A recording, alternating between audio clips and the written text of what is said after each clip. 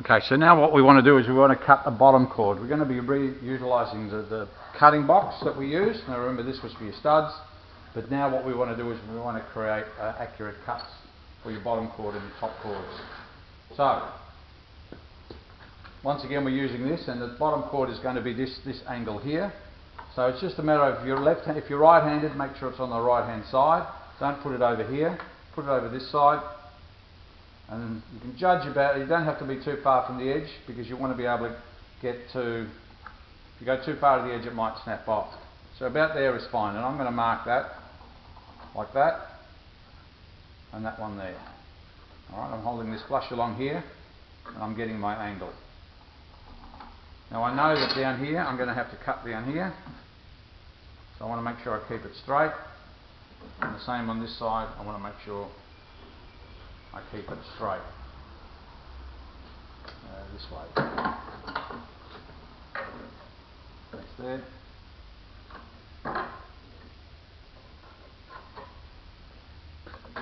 Now then, just using your tenon saw, 1, 2, 3. Got my line there. Now I want to bring my line to here.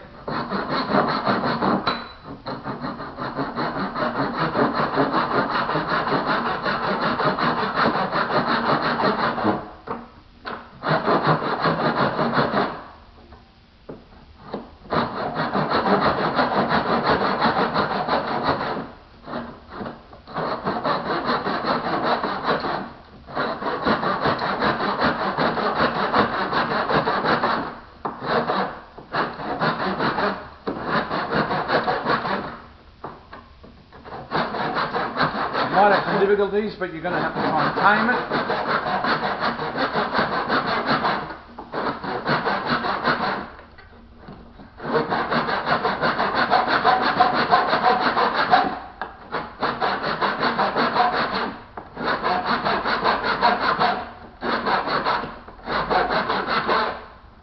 I'm all the way through.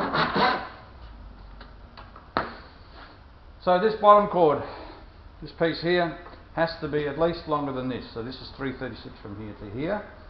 So as it shows on our plan here. So what we want to do first of all is we want to cut this corner over here.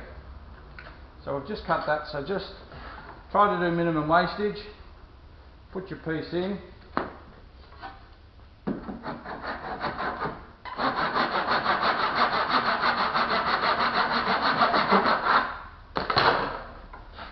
Now we've got an angle. So that angle should be exactly the same as that one there. Now remember, the measurement from this point here to this point here is 336. So what you'll need to do is you'll need to cut the other way. So we need to make sure we cut it this way. So one way of doing it is measuring it. So I measure it, 336, 336. Now this is critical, this measurement, because if you have it too long, it'll stand out like that, and if you have it too short, it'll stand back like this. You want this point to be there, and you want the other point to be exactly on that spot too. So my measurement there, if I look at that, my spot is directly on it. So if you've got a piece, you can use that as your template if you like. So I'm going to use that as a template. I'll line that up. I should be able to cut it. Oh, that didn't come out.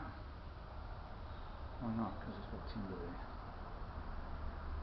I should be able to cut it about there. So, once again, I said that's a critical measurement. If you get that wrong, it just doesn't, it'll go a bit too big or it'll be too small. We really need to work on trying to get that the exact size.